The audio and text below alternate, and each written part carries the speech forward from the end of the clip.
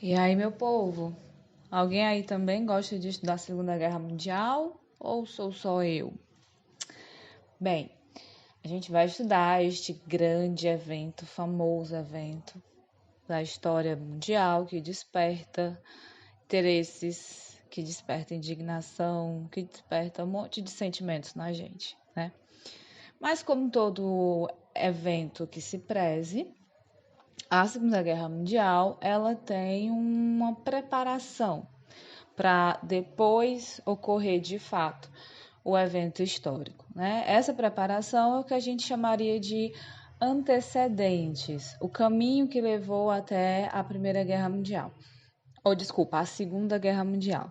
Quem tem boa memória, quem lembra, esse caminho ele começa no final da Primeira Guerra Mundial. A gente costuma dizer que a Segunda Guerra, ela é o resultado das feridas deixadas pela Primeira. E a maior de todas essas feridas é o Tratado de Versalhes. Esse sim é uma ferida que demorou muito tempo a sarar, especialmente no coraçãozinho dos alemães, que dizem que é gelado, mas parece que não. Enfim, o Tratado de Versalhes ele vai deixar, né, aquele ego ferido, aquela indignação, especialmente entre o povo alemão, por conta de todos os preços, o preço que a Alemanha teve que pagar e tudo mais. Isso daí vai causar um desejo de, eu não diria vingança, mas um desejo de volta por cima, de reafirmação do povo alemão, que vai ser alimentado por esse partido aqui, né? O Partido Nazista, que vai ascender ao poder na década de 20, entre a década de 20 e a década de 30, e alimentado especialmente pela mente doentia, porém inteligente, desse jovem aqui, Adolf Hitler. Era mal? Era mal, mas era gênio. Era um gênio do mal, né? Vamos dizer assim, né? A partir do momento que os nazistas chegam ao poder, em 1933, Hitler impõe a ideologia nazista, vai começar esse processo de recuperação do orgulho alemão. Por quê?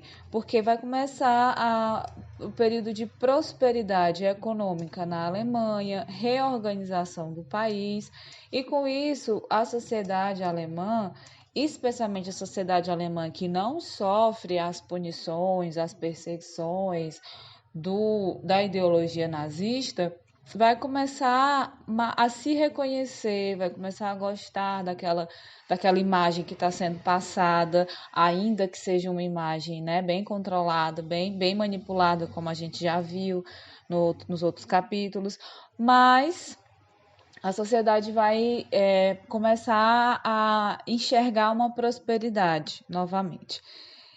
Isso daí alimenta mais ainda, fortalece mais ainda o governo nazista e deixa esse governo ainda mais confiante para dar início à Segunda Guerra Mundial.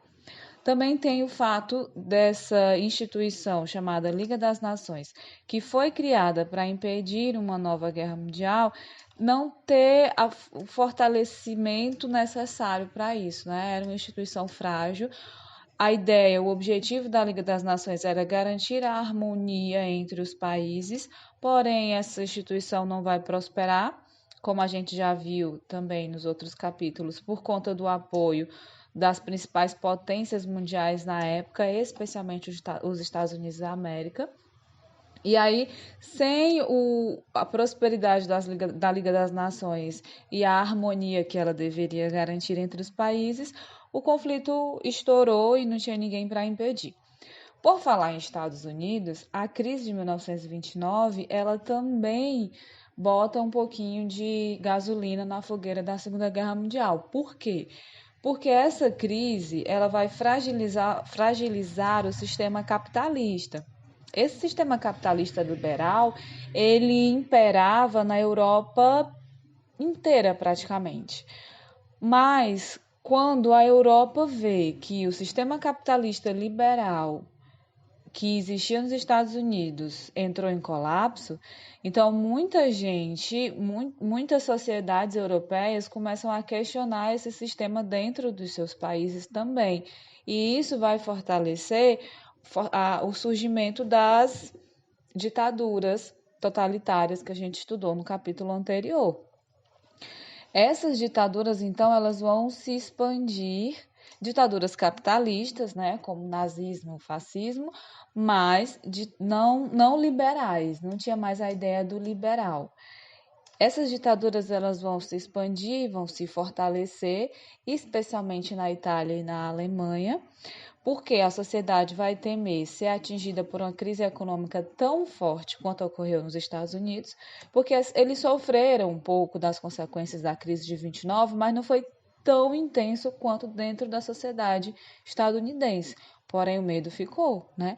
Junto com isso também tem o medo de que em seus países, Inglaterra, Alemanha e Itália, por exemplo, ocorra uma revolução comunista, como ocorreu dentro da Rússia, já que o comunismo continua prosperando, a União Soviética se formou durante esse período aí, entre a Primeira e a Segunda Guerra, e aí as sociedades capitalistas ficam com medo, né, de certa forma, dessa tão temida ameaça comunista. E isso tudo vai fortalecer a formação de governos totalitários em alguns países, especialmente nesses três aqui, ó, Alemanha, Itália e Japão. Esses três aqui, esse trio parada dura aqui, é que a gente pode dizer que dão início à guerra, né? E a gente já sabe, a gente já conhece, quando a Alemanha fica muito tempo aí sem começar uma guerra mundial, tem parada errada. E aí, junto com a Alemanha desse rapaz aqui, calmo, tranquilo, chamado Adolf Hitler, né? Tinha a Itália desse outro jovem senhor altamente nervosinho, chamado Benito Mussolini, e lá na Ásia estava surgindo também um regime totalitário, não diria tão cruel quanto ficou conhecido nazismo, fascismo e tal, mas também de um líder muito nervosinho, que era o imperador Hirohito do Japão. Então, Alemanha, Itália e Japão começaram a perceber que existiam muitos pontos em comum entre esses três países. Ambos eram regimes totalitários, liderados por chefes, ditadores que tinham um desejo de expansão e uma ideia de superioridade. Ambos vinham aí de períodos de crise econômica, social, política, e esses líderes surgiram aí meio que dando uma volta por cima. O imperador Hirohito, no Japão, queria a expansão do seu país no continente asiático. A Itália queria se fortalecer e voltar a ser grande, porque tinha esse desejo de grandeza desde a Primeira Guerra Mundial. E a Alemanha, né, para recuperar aquele tal famoso orgulho alemão com a ideia de superioridade que o Hitler colocou, fortaleceu na cabeça da sociedade. Então, junta esses três aqui, gente, e eles vão de fato mexer com quem está quieto. Esses três juntos aqui vão formar depois um bloco que a gente chama de potências do eixo, que é o famoso eixo Roma, Berlim, Tóquio.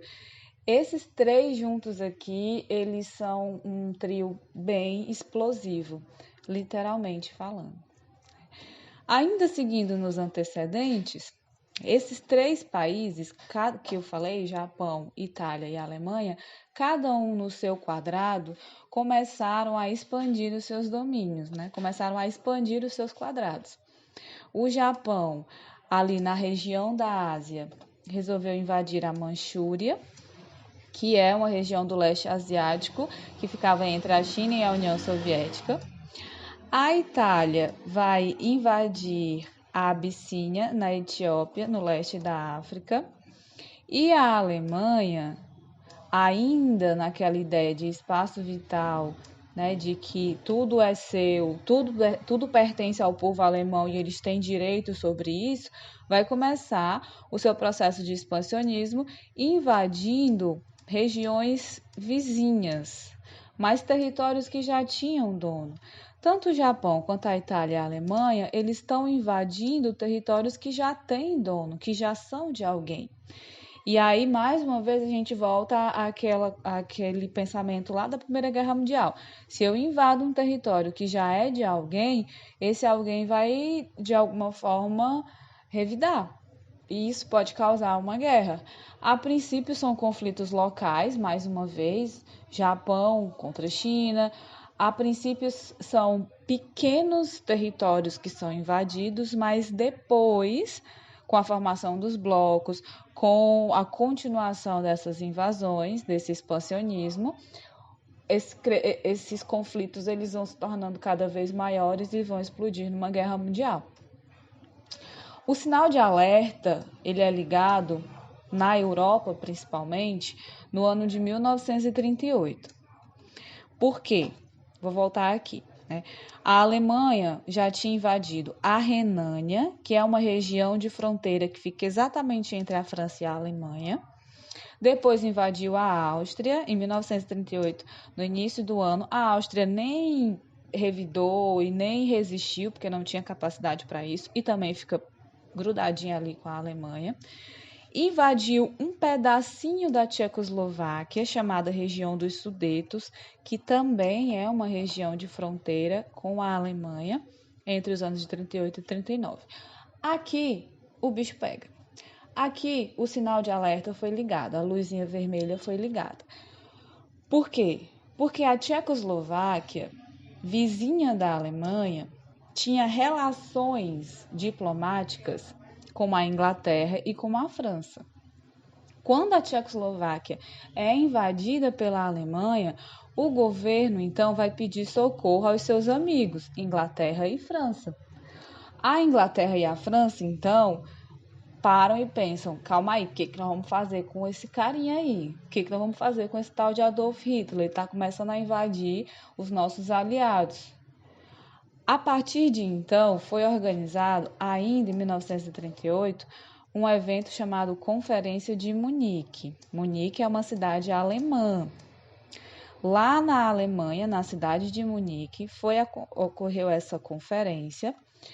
Nessa conferência estavam representantes das principais potências europeias, por exemplo, o Hitler, da Alemanha, o Mussolini, da Itália, o Neville Chamberlain, que nessa época era o primeiro-ministro da Inglaterra, e o Edward Daladier, acho que é assim, perdoem o meu francês, que era o presidente da França. Então, estava ali reunido França, Itália, Inglaterra e Alemanha para decidir, para acalmar os ânimos e tentar segurar o Hitler. Os franceses e os ingleses, nessa conferência, elaboraram um acordo onde diziam o seguinte: olhe, seu Hitler, você já invadiu esse pedaço da Tchecoslováquia. Beleza, fique com ele. Fique, você vai ficar com a região dos Sudetos, que você já invadiu, mas você não vai mexer com mais ninguém. A ideia era essa. O acordo era esse. O Hitler já tinha anexado a região dos Sudetos, ele ia ficar com a região dos Sudetos. Beleza.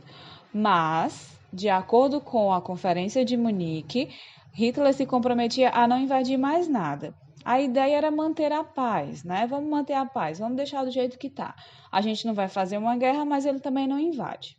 E ficou assim. O francês voltou para casa, o inglês voltou para casa, o Hitler e o Mussolini também. Mas o Hitler nunca gostou de respeitar acordos, gente. A ideia era manter uma política de apaziguamento, imaginando eles que o Hitler ia obedecer e essa seria a última invasão territorial dele. Doce ilusão. E a Polônia que o diga. Mais ou menos um ano depois de ter se comprometido a não invadir mais território nenhum, o Hitler termina a invasão da Tchecoslováquia, ele tinha invadido um pedaço, invadiu o resto, e também invade a Polônia. A pobre da Polônia, gente, se deu muito mal na guerra, muito mal. Coitada. A geografia não foi legal com a Polônia. Se a gente parar aqui, é um recortezinho do mapa da Europa. Aqui eu tenho um pedaço da Alemanha, Ó, e aqui eu tenho um pedaço da União Soviética. E no meio, como uma ponte entre os dois, eu tenho a Polônia. Então a Polônia se lascou nessa história, gente, porque de um lado a Polônia tem a Alemanha, do outro lado a Polônia tem a União Soviética. Duas ditaduras, dois regimes ditatoriais que querem se expandir o máximo possível. O Acordo de Munique dizia que a Alemanha não invadiria mais ninguém. Hitler não obedeceu ao acordo e invadiu um pedaço da Polônia. Quando Hitler invade um pedaço da Polônia, o Stalin, que era o líder da União Soviética, mandou suas tropas para cá também para garantir a sua vizinhança. Porque o que o Stalin pensa? Se o Hitler chega na Polônia e invade todo o território, ele está aqui na porta de casa. Então eu vou me defender logo. E eu vou me defender como? Garantindo aqui o meu muro de contenção. Então a Polônia que se lascou na história. O Hitler invadiu um pedaço da Polônia, a União Soviética já garante o seu muro de contenção, mas ainda não temos guerra, tá? Ainda é o período dos antecedentes. A Polônia é invadida no início de 1939, mas quando a Polônia é invadida, por um lado tem a Alemanha aqui, do outro lado tem a União Soviética, os dois, Hitler e Stalin, vão assinar um acordo chamado Pacto de Não Agressão. Lindo, um casamento. Olha que lindo. Felicidade dos noivos aqui. A ideia era Hitler e Stalin assinando esse acordo chamado Pacto de Não Agressão Mútua, ou seja, nem o Hitler invadiria a União Soviética e nem o Stalin invadiria a Alemanha. Secretamente, nessa época ninguém sabia, mas secretamente os dois tinham combinado de dividir a Polônia entre eles. Eu não disse que a Polônia é quem se lascou na história? Né? A princípio o pacto permaneceu, porém, do meio para o final da guerra, mais uma vez o Hitler, aquele cara que não respeita acordos, ele desrespeitou o pacto e invadiu a União Soviética. E aí eu já dou um spoiler para vocês que não foi bom para ele, não. Mas a gente ainda está aqui nos antecedentes. Vamos voltar para cá, né? A partir da invasão da Polônia, em 1939, é que aí, de fato, Inglaterra e França vão se preocupar, porque eles viram que já foi feita uma conferência, foi feita uma negociação, Hitler disse que não ia mais invadir nada e invadiu. Sendo que a Polônia era aliada da Inglaterra e da França. Então, eles tinham feito acordos políticos onde a Inglaterra e a França se comprometiam a defender a Polônia. Então, cabia à Inglaterra e à França tomar medidas para defender a Polônia, que estava sendo invadida pelo exército nazista de Adolf Hitler. Então, o que aconteceu? Hitler invade a Polônia. 2 dias depois, o governo da Inglaterra e da França vão declarar guerra à Alemanha. Agora sim, em 1939, nós temos oficialmente o início da guerra. Agora vamos começar.